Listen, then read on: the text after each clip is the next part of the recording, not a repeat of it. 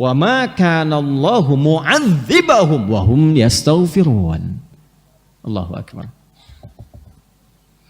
Pada yang pertama, kalau bentuknya kata kerja, berarti pekerjaan banyak dilakukan. Wa ma kana Allahu liyu'adzibahum wa anta fihim. Memang di era Nabi itu ketika sudah mulai mendapatkan kemuliaan, kebaikan, ibadahnya banyak para sahabat. Orang-orangnya taat-taat sehingga memang nggak layak untuk dihukum. Ya.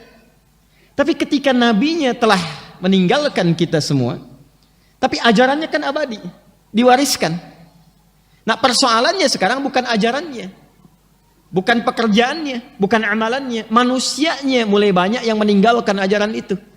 Sehingga di antara sebagian mereka memang sudah layak untuk diingatkan, bahkan dihukum. Hanya karena ada orang-orang yang banyak istighfar, banyak bertobat, banyak kembali kepada Allah, maka Allah menahan itu untuk tidak menjadi malapetaka yang lebih besar. Saya merasakan satu renungan yang mendalam dari mulai rentetan gempa yang terjadi di Cianjur, kemudian ke Garut, kemudian setelah itu geser bahkan ke wilayah Jawa bagian timur, di Sukabumi, kemudian Semeru mulai, dan beberapa yang lainnya mulai tergerak. Anda bisa berkata dengan teori ilmiah bahwa ini ada pergerakan secara geografis begini, secara geologis begini, secara fisiologis seperti ini. Iya, itu hitungan teman-teman. Tapi semua ilmu itu ketika dipelajari sejatinya adalah untuk mengantarkan kita lebih dekat hubungannya dengan Allah Subhanahu wa Ta'ala. Dan desain kebangsaan kita, sila pertamanya ketuhanan yang Maha Esa. Jadi hal yang harus pertama kita koreksi dalam diri ketika banyak musibah terjadi, hujan yang sejatinya kita harapkan menghidupkan tanaman, bebuahan, tumbuhan dan panen yang indah itu, sekarang longsor kita temukan di berbagai tempat, banjir bandang, beberapa air meluap, beberapa kemudian terjadi hal-hal yang tidak kita inginkan. Pertanyaan pertamanya, wahum yastaghfirun, di mana orang-orang yang tobat itu? Jadi saya ingin mengajak, ayo kita posisikan, karena saya belum melihat ada yang menyeru sampai dengan hari ini ada orang yang ngajak tobat. Di mana imannya kita? Kaidah pertama bagi insan beriman itu ketika muncul musibah, maka imannya akan tergerak untuk mendekatkan dirinya kepada Allah. Dan skema pertama dalam Quran itu istighfar. Wa ma kana Allahu mu'adzibahum wa hum yastaghfirun. Mudah-mudahan pengingat ini tidak menjadi hukuman. Coba dikoreksi. Mungkin ada perilaku sekarang ini yang betul-betul harus dievaluasi. Bukan hanya di tempat-tempat yang Allah ujikan dengan musibah itu. Boleh jadi yang terkena gempa reruntuhannya itu syahid di hadapan Allah secara syahid akhirat.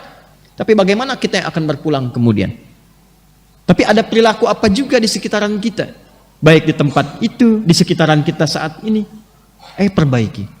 Boleh jadi ada perilaku-perilaku yang tidak disenangi oleh Allah Subhanahu wa Ta'ala. Alih-alih yang semua potensi kebaikan bisa kita dapatkan di wilayah negeri yang makmur ini, tapi belum kita rasakan kenikmatan keseluruhannya itu. Maka saya ingin mengajak membuka pertemuan kita di malam ini, perbanyak taubat pada Allah Subhanahu wa Ta'ala, perbanyak istighfar, perbanyak istighfar, yang mudah-mudahan dengan itu mengembalikan suasana hati kita lebih dekat dengan Allah Subhanahu wa Ta'ala, dan dengan itu rahmat Allah kembali diturunkan kepada kita untuk meraih berkahnya. Kami punya posko, buat posko di Cianjur, Wahkir, dan itu sudah terlinkkan hampir di wilayah-wilayah di Indonesia yang termitigasi kalau ada bencana-bencana atau musibah-musibah yang seperti kita rasakan. Semeru, kemarin ada ujian, tim kita sudah ada di sana yang menyiapkan alat dan sebagainya. Saya ingin cerita sedikit tentang Cianjur. Saat hari pertama itu terjadi, kita bikin posko sampai terakhir. Sampai sekarang kita siapkan bikin masjid permanen dan beberapa fasilitas umum. Saya bukan ingin cerita tentang rumah yang hancur terkena gempa atau tersapu longsor itu. Saya ingin cerita tentang rumah-rumah besar yang terlihat mewah, yang bahkan tak nampak retakan. Tapi ketika dilewati, ini nyata ya, karena kami sendiri yang berangkat ke sana, saya berada di sana. Dan alhamdulillah cukup mengetahui, termasuk kisah-kisah yang viral itu, kita tahu gitu. Yang paling menarik adalah penghuninya kosong, tidak ada yang huni. Padahal itu rumah mewah, besar, ya bagus. Dan saya kira itu dihasilkan dari hasil yang tidak mudah. Mungkin bertahun-tahun bekerja, belasan tahun, bisa puluhan tahun untuk menghasilkan itu. Letaknya strategis. Tapi ternyata penghuninya lebih menginginkan dan lebih berminat untuk tinggal di tenda-tenda yang bahkan sebelumnya kurang layak. Jadi daripada menghuni rumahnya yang mewah itu, dia lebih memilih untuk tinggal di tenda. Atau tidak tidur di lapang sekalian tanpa alas, tanpa atap sedikit pun.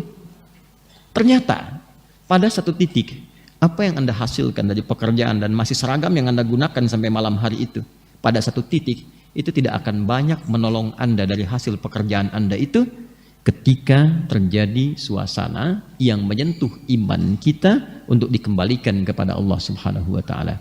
Jadi saya ingin katakan, kalau Anda berangkat gelap, pulang gelap hanya untuk mengumpulkan dunia, akan tiba pada satu masa sepersekian detik itu dunia yang Anda kumpulkan selama puluhan tahun menjadi tidak bernilai di hadapan Anda.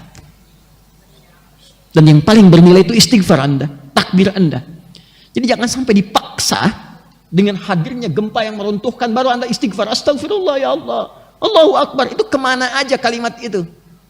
Yang dididik dalam sholat selama 5 waktu dibuka dengan Allahu Akbar, tak pernah dikumandangkan misalnya, apa harus dikasih gempa dulu? Kasih banjir dulu? Kasih longsor dulu? Dikasih musibah dulu? Mana istighfar itu? Ya. Mana tawakal kita kepada Allah? Mana taubat kita kepada Allah? Sedangkan skema taubat dalam Al-Quran itu bukan hanya dilakukan saat seorang hamba melakukan maksiat, bukan. Skema taubat itu skema membersihkan diri supaya menjaga suasana hati itu dalam kebaikan. Makanya Nabi SAW mengajarkan sebelum tidur taubat, istighfar 70 sampai dengan 100 kali. Allah menegaskan innallaha yuhibbut tawwabin. Allah mencintai orang yang senantiasa bertaubat, memperbaiki diri dari ujung kepala sampai dengan ujung kaki. Dan itu mendamaikan hati, mendatangkan keberkahan. Maka mulai hari ini saya kira hal pertama yang harus dilakukan adalah kita evaluasi dari semua bagian pekerjaan kita. Bukan hanya musibah yang kita rasakan secara luas, boleh jadi ada musibah yang akan menimpa kepada setiap personal, yaitu keberpulangan ia kepada Allah Subhanahu wa taala. Alladzina idza asabathum musibah qalu inna lillahi wa inna ilaihi raji'un. Dan kalimat itu seringkali diucapkan ketika ada orang wafat, kan? Setidaknya jangan Anda selalu kaitkan taubat itu kepada konteks yang sedang kita alami. Ada hujan, ada gempa, ada banjir, ada itu. Setidaknya persiapan sebelum menjemput maut saat kita akan pulang kepada Allah Subhanahu wa taala.